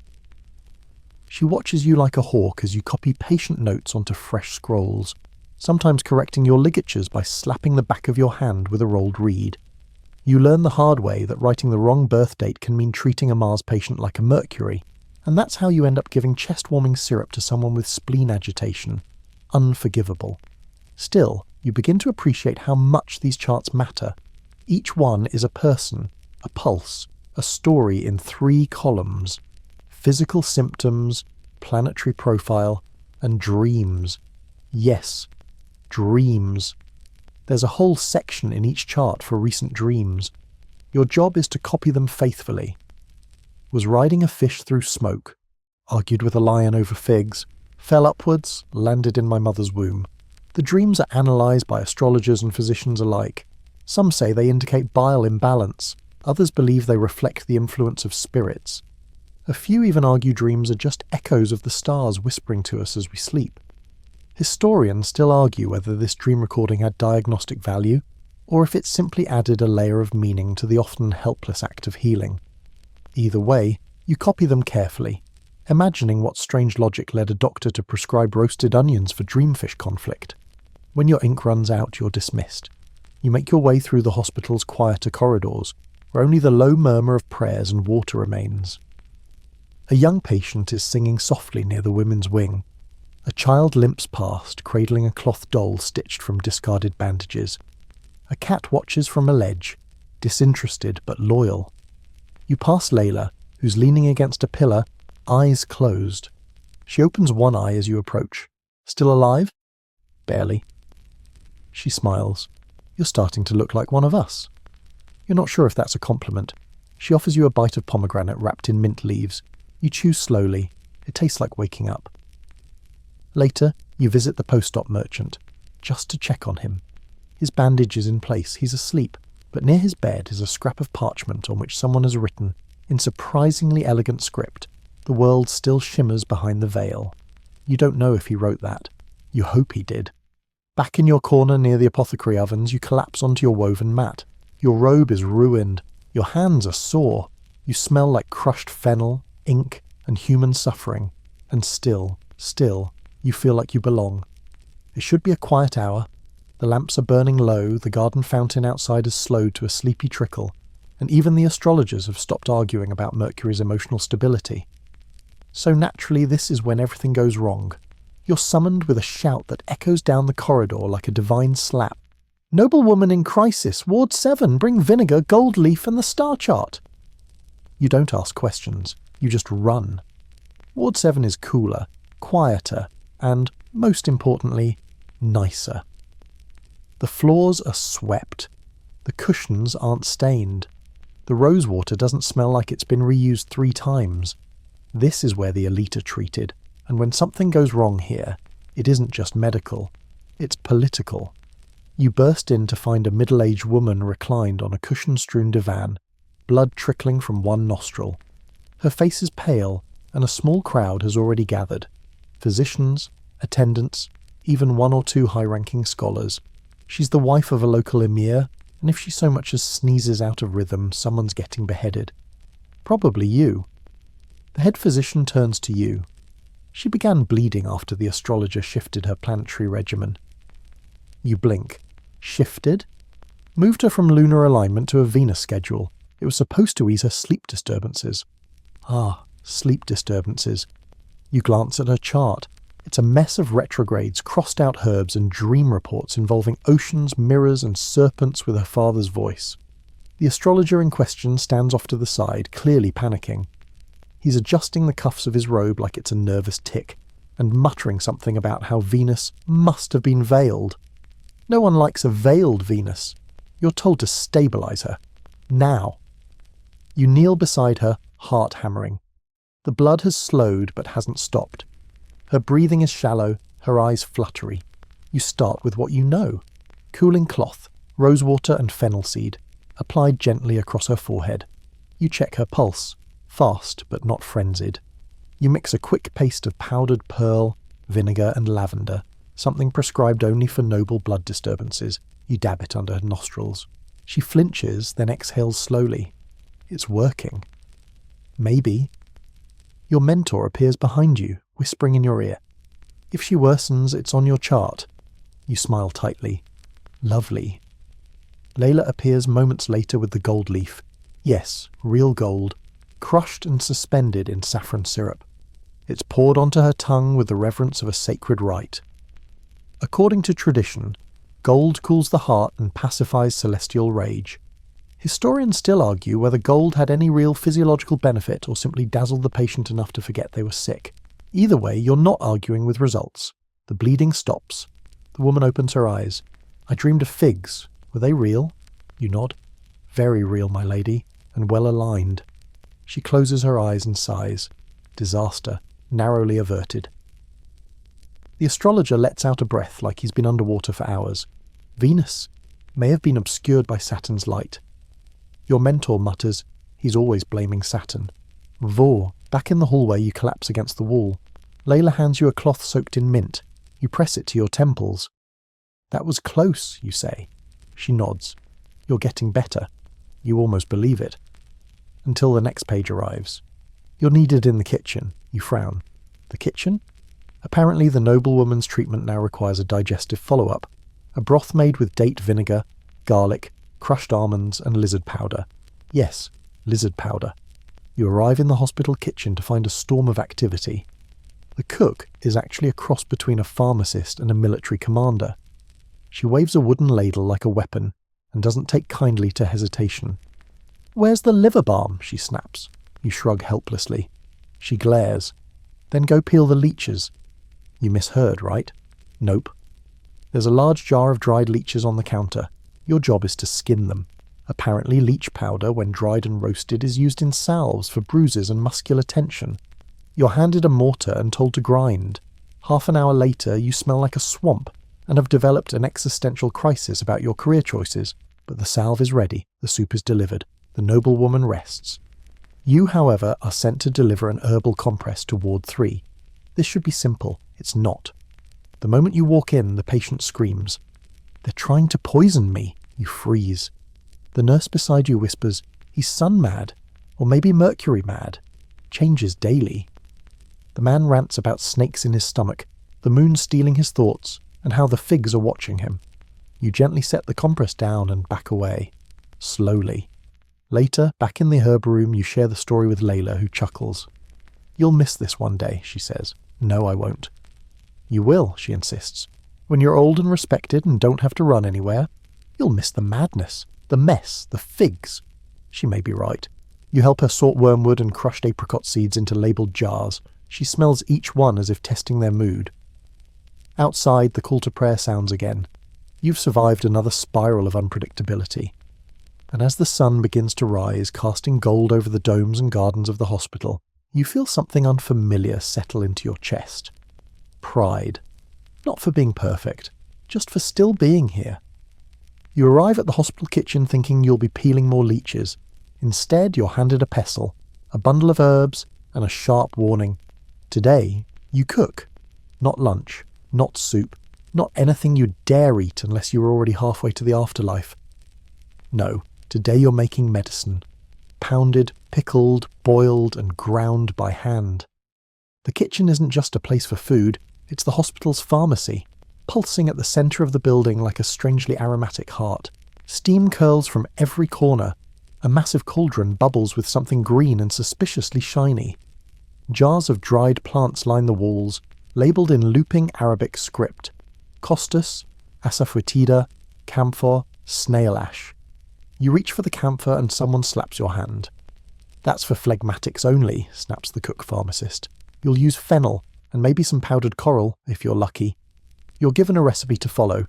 2 dried apricot pits, a thumb of ginger, crushed myrrh, 1 lizard tail, must be dried, preferably sun-withered, vinegar base, reduced with date syrup. You don't even blink anymore at ingredients like lizard tail. You just ask if it should be sliced lengthwise or ground whole. You start pounding the mixture in a mortar that feels like it's made from part of the Great Wall. The herbs fight back, sending up sharp, peppery dust that stings your eyes and clears your sinuses in the same breath. The room swims with the scents of cumin, sandalwood, rose petals, garlic, and something that might be burnt plum or just failure. "You'll want to rotate your elbow," says Layla, appearing behind you like a helpful ghost. You're grinding, not bruising. You adjust your technique, she nods. Approvingly? It's hard to say. In the far corner, 2 apprentices are arguing about whether the balm for gout should include fish eyes or ground pearls. "Fish eyes are more affordable," says one, "but pearls soothe the liver," counters the other. Historians still argue whether the inclusion of luxury ingredients, pearls, sapphires, gold dust, was genuinely therapeutic or mostly symbolic, a way to reassure the rich that they were indeed receiving the best care the stars could bribe. You stir your paste, now the consistency of damp clay, and prepare it for patient delivery. You smear it carefully onto linen, fold it twice, and inscribe a crescent moon with turmeric for planetary balance. The cook pharmacist inspects your work, grunts, then sends you off to the noble wing. You enter quietly. The air here is perfumed and still. Your patient is an older man with a distended knee, too proud to admit pain, too noble to endure it. You apply the paste gently, wrap his leg and offer a cool cloth for his forehead. "Will I walk again?" he asks, eyes closed. "With the stars' favour," you say. He smiles faintly. "Then I'll try not to offend Jupiter again." On your way back, you pass through the herb garden behind the kitchen. Small beds of basil, marjoram, mint and rue sway in the late morning light. A tortoiseshell cat guards the wormwood patch like its state treasure. You pick a sprig of mint, tuck it behind your ear, and wonder if you've gone completely native. Then the cook calls you back. You've got another job, drying lizard powder. Yes, again. The tails are arranged on a copper tray and baked over hot stones until they curl like parchment. You're told to grind them into a fine powder, then mix with pine resin and saffron water to create a salve for emotional stiffness. You don't ask, you just grind. It's oddly meditative. A senior apprentice joins you. She's older, scarred, half smiling. "First time with lizard balm?" You nod. "You'll dream weird tonight." You believe her. Back in the kitchen, a young girl from the fever ward is brought in, cradled in her mother's arms. She's burning with heat, too weak to cry. The mother begs for the cooling drink. It's a recipe known only to the cook and your mentor. But today, you're trusted to prepare it. You mix dried lotus petals, barley water, saffron threads, and a touch of rose syrup. It's simmered low, strained through silk, and served in a small ceramic bowl etched with a moon and 2 stars. The child sips, slowly. Then her breathing evens. Her mother weeps with relief. You return to your mortar and smile faintly as you grind wormwood for someone else's aching dreams. Later you help Layla prepare a poultice for a merchant with wandering numbness, a condition that seems to affect only men over 40 and only after weddings or feasts.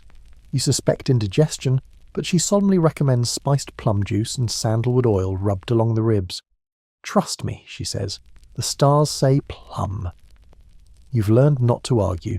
The last recipe of the day is a thick bitter paste made of tamarind, ground licorice root, and a handful of roasted date pits. It's for a scholar who's lost his voice after reading aloud for 3 days straight. You apply it to the back of his throat using a feather. He gags, then sighs. You have the hands of a poet. You're not sure what to say to that. In the final hour before evening prayers, the kitchen quiets.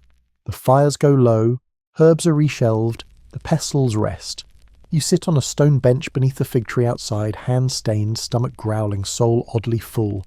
You've spent the entire day mixing, grinding, boiling and burning, and somehow it mattered. You don't know if any of it truly heals, but you know this. People leave that kitchen feeling better. Maybe that's enough. Layla sits beside you, offers a fig. You take it without a word. You're still tasting fig when your name is shouted again. Apprentice, chart room, now. You groan. You were hoping for another hour of lizard powder tranquility. But no, the universe has other plans. Charts, apparently. You make your way to the records chamber, an arched hall lined wall-to-wall with scrolls, wax tablets, and bundles of parchment wrapped in leather string. The smell here is different. Less vinegar and bile, more old ink, beeswax, and something that might be fear. The head scribe glares at you. You're late. For what? You ask, instantly regretting the question. To diagnose through urine. You stare blankly. You'll observe the procedure, interpret the results, then deliver your interpretation to the attending physician. If you're wrong, the patient gets the wrong treatment, and if that happens, Saturn help you. She leads you to a small side room where the tools of this particular trade are waiting. A shelf of clear glass flasks filled with urine samples, each one labelled by patient name, hour of collection, and temperament guess. Some are pale yellow, others are nearly red. One looks like olive oil. You try not to gag. In medieval Islamic medicine, urine analysis, ball, isn't just useful, it's sacred.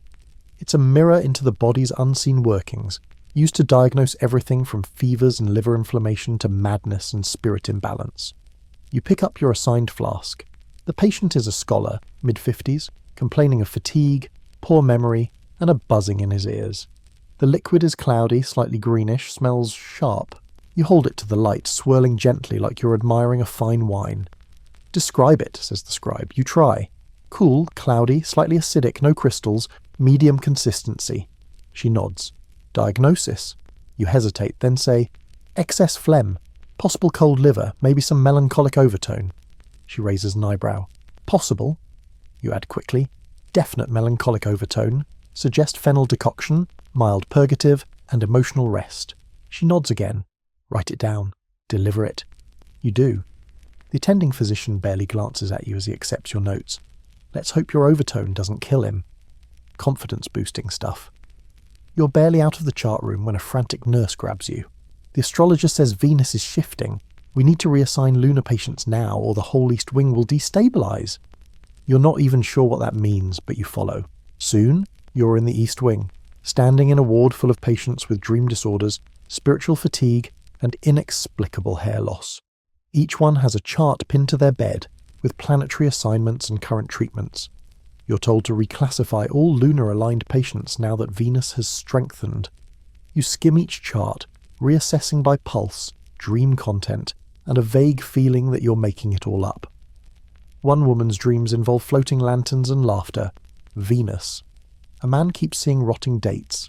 Saturn. Definitely Saturn.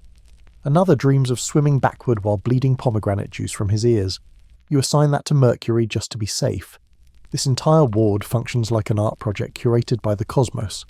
Historians still argue whether planetary reassignment ever truly benefited patients, or if it simply gave doctors a structured way to admit confusion. When nothing made sense, you blamed the sky. After the reshuffling, you check in on the patient whose urine you analysed earlier. He's sitting upright, sipping fennel tea. His pulse is stronger, his eyes are clearer. "Good call, apprentice," the attending murmurs, more to himself than to you. You don't respond. You're afraid any movement might break the spell. Later, you help Layla prepare a diagnostic chart for a new arrival, a woman who's been mute for 2 weeks after her daughter's wedding. The stars say Mars is interfering with her throat chakra. You, however, think she's just overwhelmed and needs quiet. Still, you burn frankincense, apply a balm of clove and honey under her jaw, and sit with her while she stares at the courtyard fig tree. She finally speaks softly. "I dreamed of silence and it frightened me." You write that down. Back in the records chamber, you're assigned to organise old dream entries. Some are brief. Fell, woke. Others read like short novels. Ran through library, doors turned into fish. Fish scolded me for being late. You find one entry that reads simply, "Spoke to the moon. It promised I'd be forgotten." You read that one 3 times. The scribe tells you, some dreams are symptoms, others are warnings. You ask, "And some?" She shrugs. "Just strange little gifts." Later that afternoon, you accompany your mentor on a teaching round. A group of younger apprentices follows, nodding solemnly as he discusses the 4 humours. He speaks of black bile like it's an ancient god, of yellow bile like it's an old flame. He points to a patient's pulse and says, "See that rhythm? That's a Saturn beat. Slow, reluctant, honest." You nod along. He finishes the round and turns to you. "Explain the difference between phlegmatic fatigue and melancholic fatigue." You freeze, then say, "Phlegmatic is slow, cold, heavy, like moving through syrup. Melancholic is dry, brooding, tinged with dreams." He smirks. "And what's the treatment for each? Phlegmatic, heat, stimulation, herbs that awaken. Melancholic, moisture, sweetness, warmth, and poetry, if available." He nods. "You're learning." That night you return to the patient with the strange pomegranate dream. He's still there, calmer now, sipping warm water. "Do you think dreams are real?" he asks. You say, "Real enough to write down." He smiles. "Then I'll try to dream something better tonight." You walk away, more certain of nothing but comforted nonetheless. You've survived urine analysis, dream decoding, and celestial herbal triage. Now it's time to be humbled by the food chain. Not the animal one, the apprentice one. Because in a hospital like this, where stars dictate treatments, herbs are more precious than gold, and dreams get charted, there's still one unbreakable rule. Senior apprentices outrank you. Always. You learn this the hard way. It begins when you're sent to the storeroom for a jar of preserved myrrh. Simple, right? You find the shelf, you find the jar, but as you reach for it, someone coughs behind you. Loudly. You turn around and immediately regret it. It's Hafiz. Tall, broad-shouldered, senior apprentice. Permanent sneer. He leans against the doorway with a piece of dry fruit between his teeth and a look that says, "I once amputated a man's toe before breakfast." "Need that myrrh?" he asks, already reaching for it. You nod. He takes it. "That's cute," and walks away. You return to your mentor empty-handed. He sighs so deeply you feel it in your soul. Don't come back without it. And so begins your initiation into the politics of apprenticeship. There are rules no one writes down, but everyone follows. 1. Senior apprentices get first pick of tools and tasks. 2. Junior apprentices run errands, all of them. 3. If something goes missing, assume you'll be blamed. 4. Never, ever correct a senior, even if they're bleeding from their own mistake. Later, you're ordered to prepare a paste of fig sap and vinegar for a skin rash patient. You're halfway through grinding the figs when a senior apprentice strolls up, dips their finger in your mixture, tastes it and says, "Too much vinegar, start over." They leave. You stare at the paste, it's perfect. But you start over anyway. You bring it to your mentor who sniffs it and nods. "Who told you to redo it?" You tell him. He grunts. "Wrong, but smart. You'll last longer if you don't argue." You spend the next hour fetching supplies no one needs just to keep peace. Someone sends you for feathered ginger. It doesn't exist, but you run around asking anyway. Someone else wants Venus salt. That's just regular salt infused with rosewater, but they make you extract it from the astrology wing where a parrot guards the spice cabinet. Yes, a parrot. Later, As you're trying to sneak a moment of rest by the apothecary fountain, Hafiz finds you again. Can you boil a poultice without burning it? You nod. Prove it. Make the cumin balm. Now. You do. He watches. Doesn't speak. You stir. Wait. Add mint oil. Finally, he says, passable. You're not completely useless. High praise. He walks off. Then, unexpectedly, Layla slides into the spot beside you. He hazed me too, she says, unprompted. Took my chart and replaced it with a goat's astrological reading. I prescribed heat therapy to a man with fur. You laugh, genuinely. She offers you a small wrapped sweet, tamarind and cinnamon. You realise you haven't eaten in 14 hours. She watches you chew and says, don't let them crush you, just bend. That night you're asked to help grind bezoar stones, fossilised stomach matter from goats, used as a universal antidote. You're handed a chisel and a mallet. The stones are as stubborn as Hafiz's ego. One cracks open and reveals a tiny inscription. The stars forgive. Eventually, you wonder if it's a joke. You keep it anyway. By candlelight, you copy patient notes for the senior scribes. You try not to smudge the ink. You fail, you get scolded, you apologise, you repeat. At one point, someone dumps a bowl of dried herbs onto your head by accident. You find fennel in your hair hours later. You think about quitting. But then a man from the fever ward grabs your hand. You brought me that mint syrup, he says weakly. I slept last night. First time in weeks. He squeezes your fingers. You stay. The hierarchy is brutal, but it's not forever. Everyone was junior once, even Hafiz. You catch him later scribbling prayers on a wax tablet, muttering about his next planetary exam. His hands shake slightly. Even lions get nervous. You nod at him. He nods back. Respect. Slight, but growing. You return to the herb chamber where Layla is sorting dried lavender and hyssop. You lasted another day, she says. Barely. Barely still counts. She tosses you a sprig of lavender. You tuck it behind your ear. In this place of blood, stars and sweat, sometimes that's the best armour you get. The scholar's wing is unusually loud tonight. Not with screams or prayers or coughing. Those are normal. This is the sound of arguing. Loud, precise vocabulary, heavy arguing. You and your mentor enter a high-vaulted room where scholars, physicians and astrologers are circled like debating falcons. The air is thick with saffron smoke and the scent of ink and sweat. Scrolls are rolled and unrolled, charts waved, and fingers jabbed furiously toward the ceiling, toward the stars themselves, as if demanding an answer. Your mentor leans in. Debate night. Try not to speak. You nod, then immediately forget as you hear the topic. Where does melancholy begin? In the liver or the brain? A massive man with a beard like a tapestry slams his palm on a desk. The liver. As Galen teaches, it filters the blood and controls black bile. When disturbed, it leaks poison into the mind. Across from him, a narrow-framed scholar in blue robes rises. But Ibn Sina, may his wisdom increase, says the origin lies in cognition. Black bile may pass through the liver, but the thoughts it warps arise in the brain. The proof is in the patient's speech, not their stool. The room rumbles with muttered agreements and mutinous murmurs. Someone throws a date pit in protest. Layla is here too, eyes narrowed, notebook open. A third scholar chimes in, holding a translucent flask of cloudy urine like it's an argument in physical form. I treated a man who wept every morning at the smell of figs, he says. His liver was clear, his brain stained with despair. I prescribe ink, not vinegar. That earns a few respectful nods. One man claps. Another rolls his eyes so hard you hear it. Your mentor motions for you to sit, and you squeeze onto a cushion between a scribe and a physician, wearing enough rings to count as armour. The debate rages on. Some argue that dreams reveal the true location of melancholy. If the dreams are vivid and frantic, it's the brain. If they're heavy and suffocating, it's the liver. Someone proposes that the spleen is being unfairly overlooked.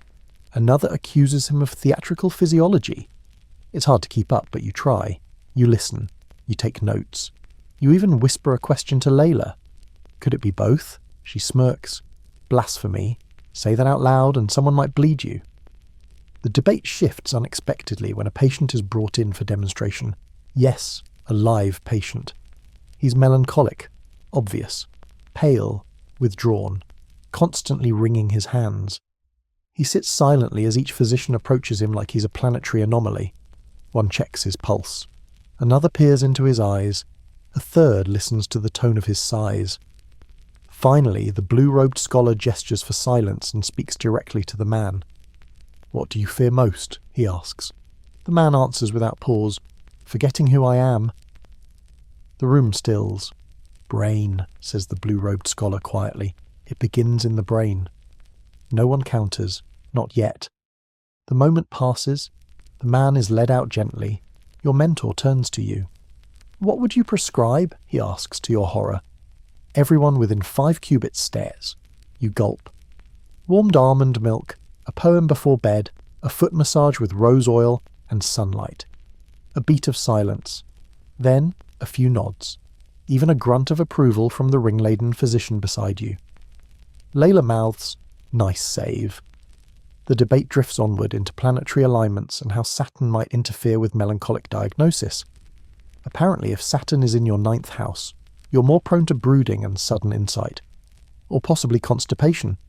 Historians still argue whether these medical debates influenced practical treatment, or just provided a scholarly outlet for egos the size of observatories. But you can't deny the value.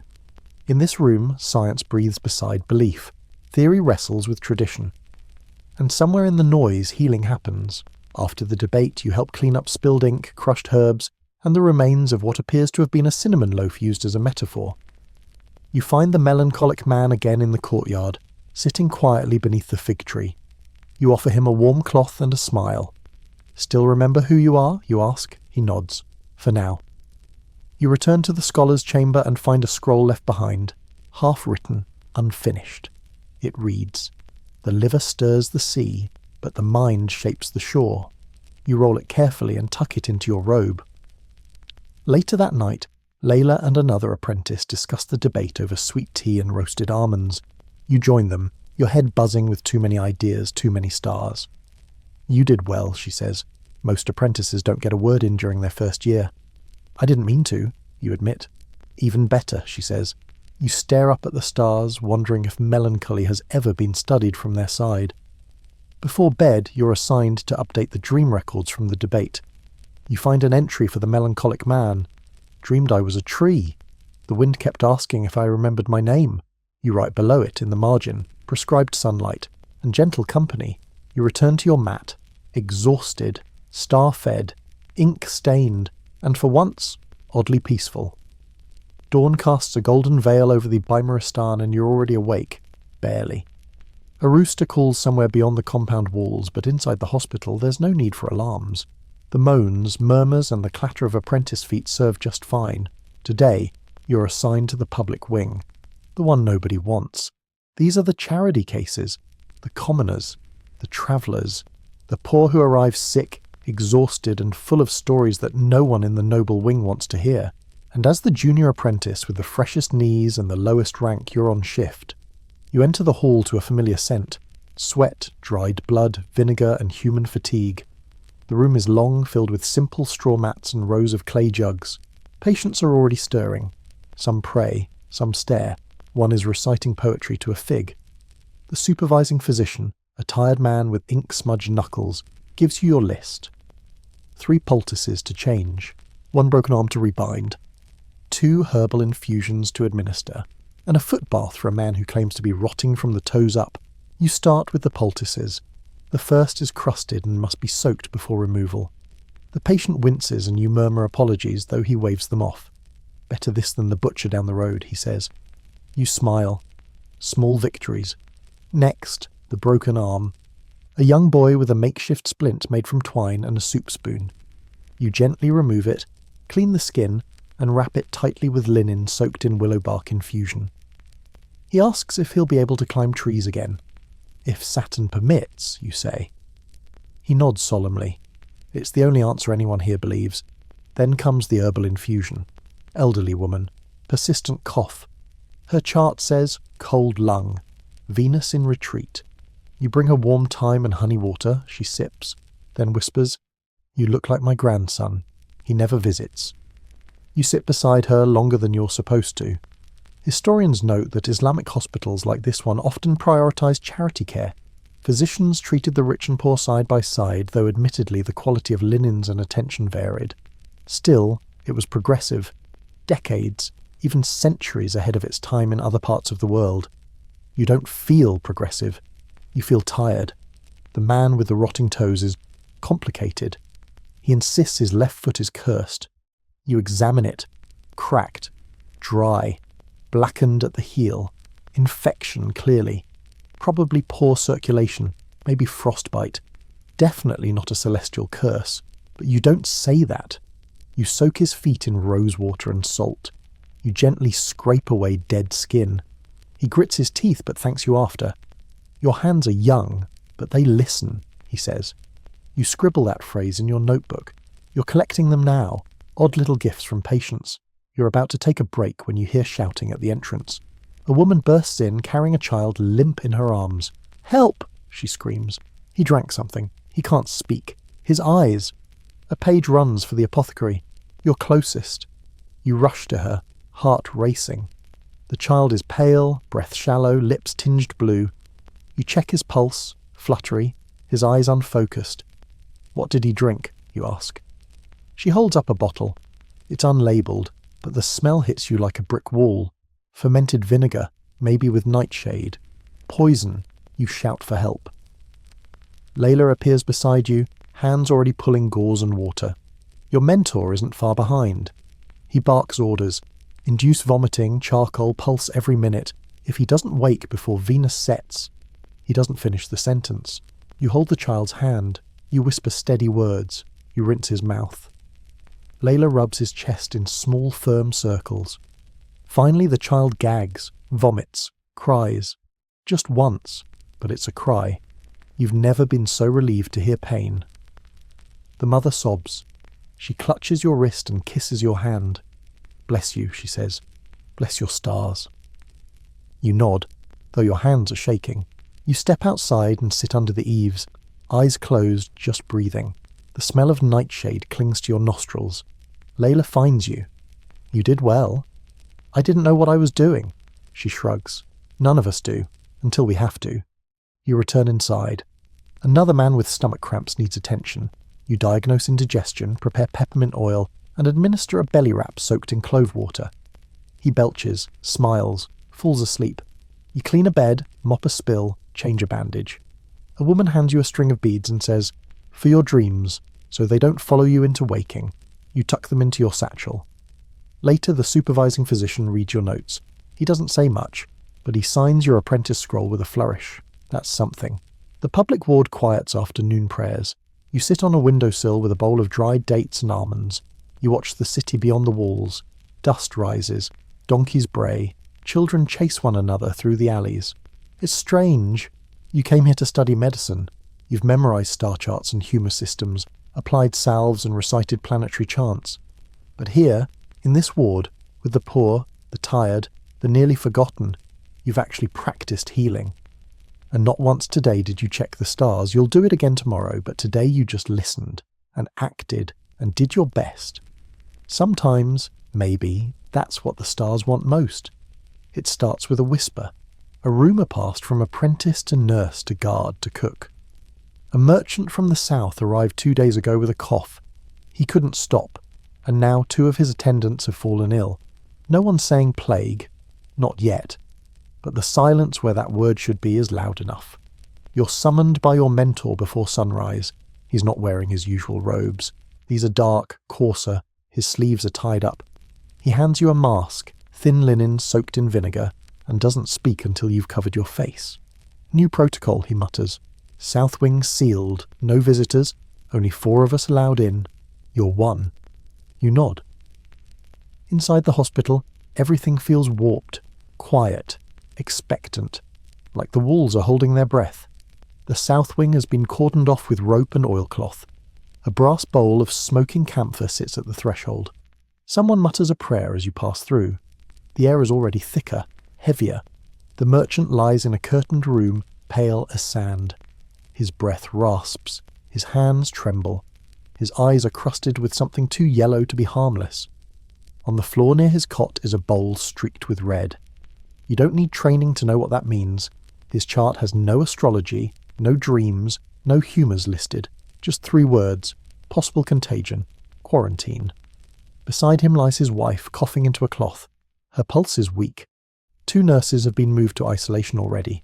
1 apprentice has disappeared entirely. The whisper is that he fled in the night. Symptoms? Your mentor asks sharply. You rattle them off. Fever, cough, chest pain, sputum with blood, sudden onset. He nods grimly. Prepare the vinegar wash and burn the linens. Burning linens. That's not usual, not even for fever cases. Layla arrives, masked like you. Her eyes look sharp above the cloth, but you can see the edge of worry. She carries an herbal infusion of horehound and hyssop, which she insists helps clear corrupted wind. You hope so. You help administer it, coaxing the merchant's wife to drink. Her lips are cracked. She whispers something.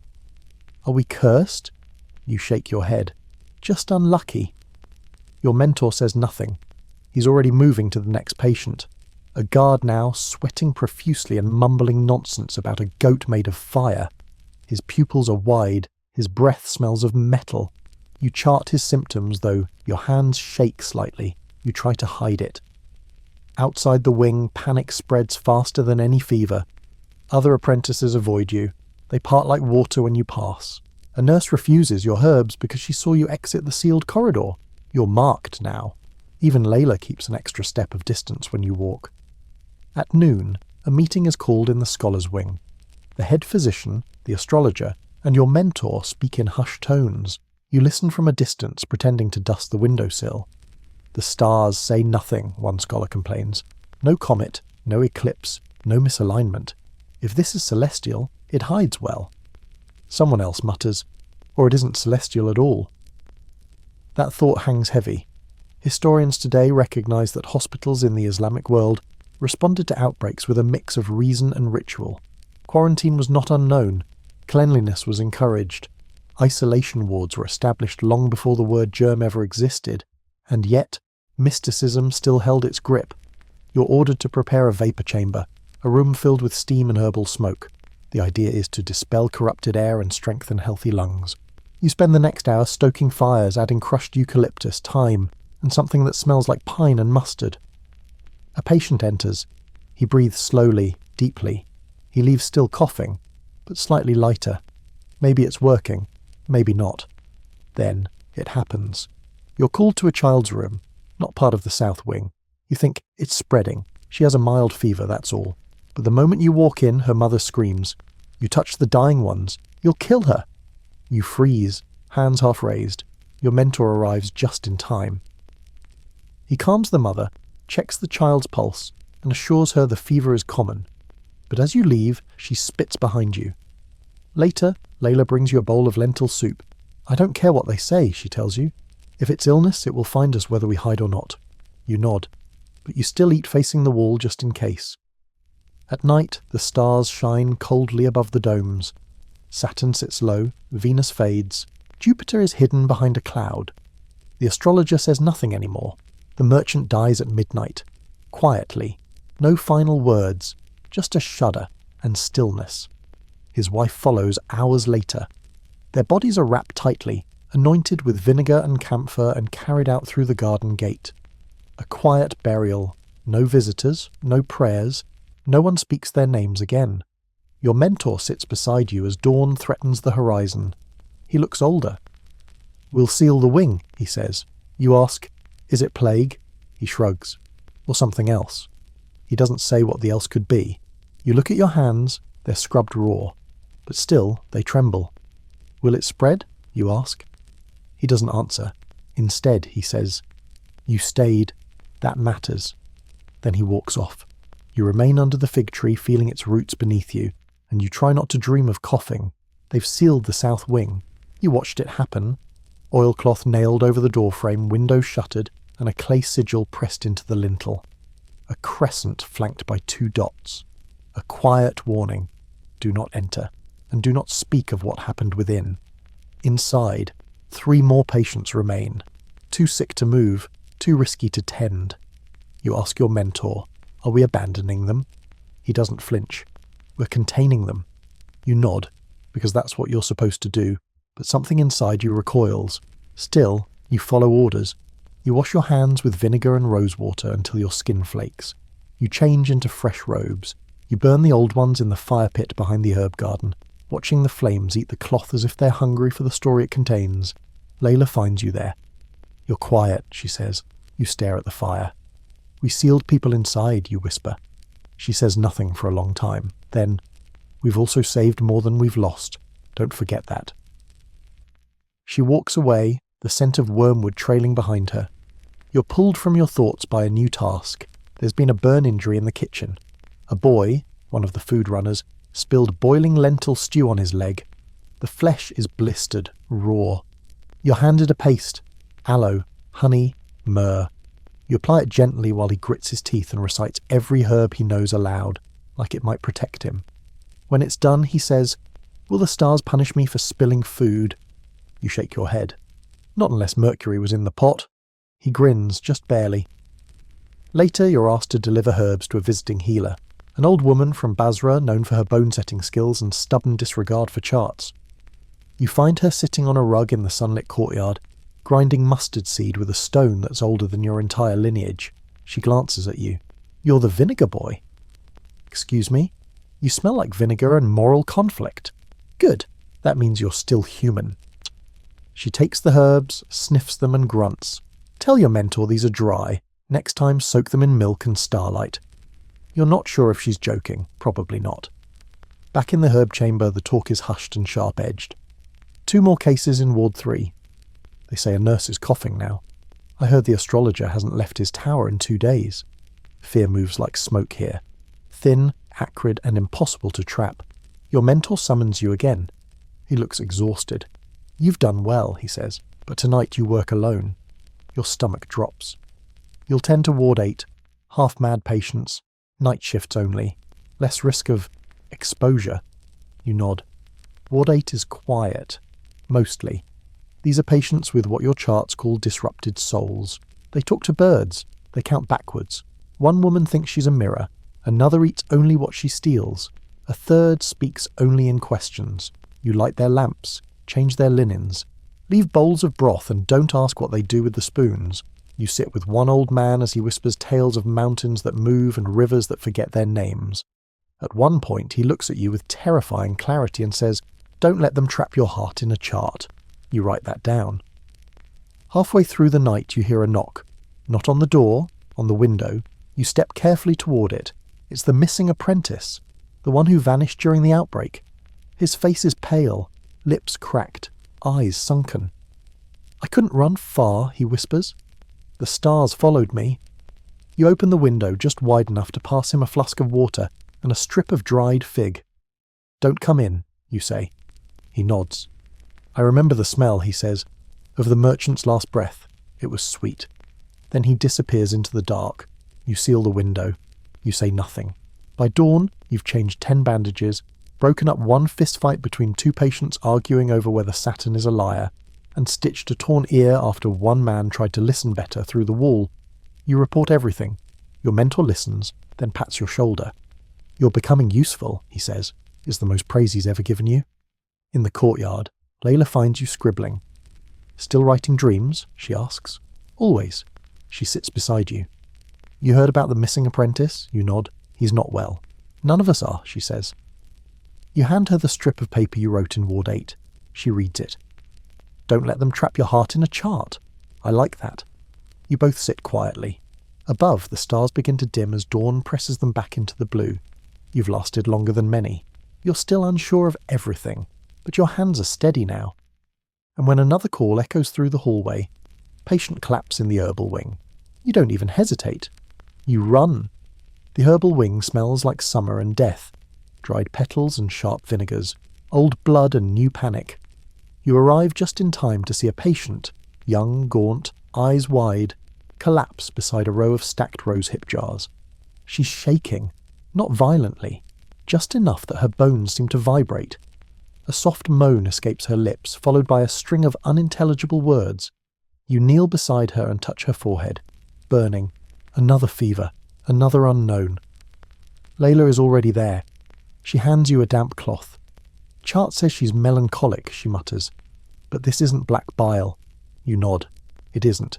It's too fast. Too bright. Her skin is red, not pale.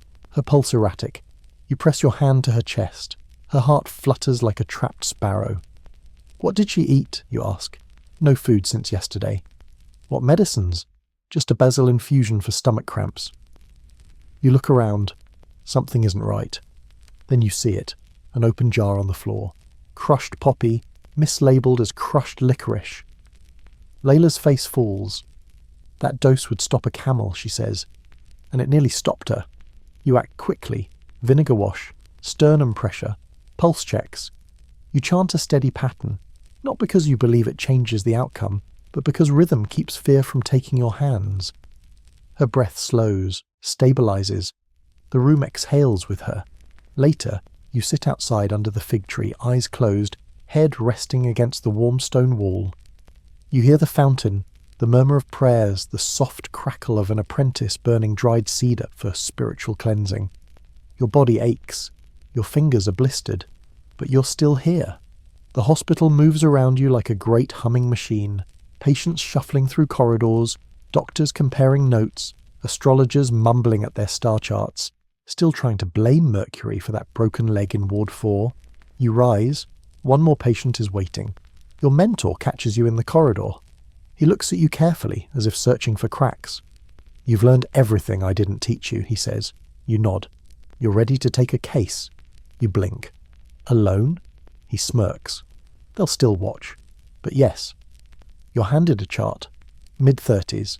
Male. Persistent fatigue. Dizziness. Recurring vision of drowning in fire. Excellent. You review his pulse. Irregular. Slight tremor in the fingers. Dry tongue. Cold feet. Classic mixed type. Melancholic overlaying a hidden choleric spike. A bad combination, but treatable. You order a fennel compress for the feet. Mint oil for the temples. You recite a verse quietly, not for the patient, but for you. You add a pomegranate tonic to sweeten the bitterness of the herbs. He opens his eyes and whispers, I dreamed I was lost in a library. You smile. That means you're looking. Afterward, you file your chart. Your mentor nods, approves. You're no longer just running errands. You're healing. That night, you finally lay down on your mat in the apothecary corner. You stare at the ceiling, where the shadows of vines twist like stories. The fig tree outside rustles softly. You smell mint, old paper, faint vinegar, and a whiff of rose. You hear quiet footsteps, then silence. Someone has left a folded paper beside your mat, a note. You'll survive more than this night. No name, you smile. As you close your eyes, you replay the day, the rush, the fear, the fragile triumphs. You have seen lives end and begin, stitched wounds, soothed minds, charted stars, held dying hands. You're no longer the same apprentice who arrived weeks ago with sandals too big and courage too small. You have changed. And somehow, amidst the madness and medicine, the poppy and the pulse, the stars and the spleens, you've become part of it. All of it. Now, let the images fade. The scent of poppy dissolves into the night air, and the echoes of footsteps across cool stone drift into silence. You're no longer in the candlelit corridors of Baghdad's great hospital. The stars above have softened. The fig tree outside no longer whispers with secrets. The scrolls have all been rolled up, the ink has dried, and the last patient has finally closed their eyes to sleep. Let your own breath slow with theirs. You've walked through halls scented with herbs and dreams. You've steadied your hands over trembling bodies, over hot compresses and ink-stained charts. You've moved through shadowed rooms where people wept, whispered, healed, and waited. And somehow, through the mess and the magic, you found your footing. It wasn't easy, but you endured. Now, no more leeches, no more vinegar, no more celestial debates about Saturn's feelings. Just rest. Let the hum of the night surround you, soft, quiet, familiar. Like rose water soaking into cloth, like the lull of fountains through carved stone windows, like Layla's voice in the corridor, whispering, barely still counts. Let yourself drift, knowing the hospital still breathes without you, that the stars are still turning, and that, for once, they don't need to be watched. Let your own eyes close. You've survived the night. Sleep now, apprentice. You've earned it. This, you've earned it. This, you've earned it. This, you've earned it. This, you've earned it. This, you've earned it. This, you've earned it. This, you've earned it. This, you've earned it. This, you've earned it. This, you've earned it. This, you've earned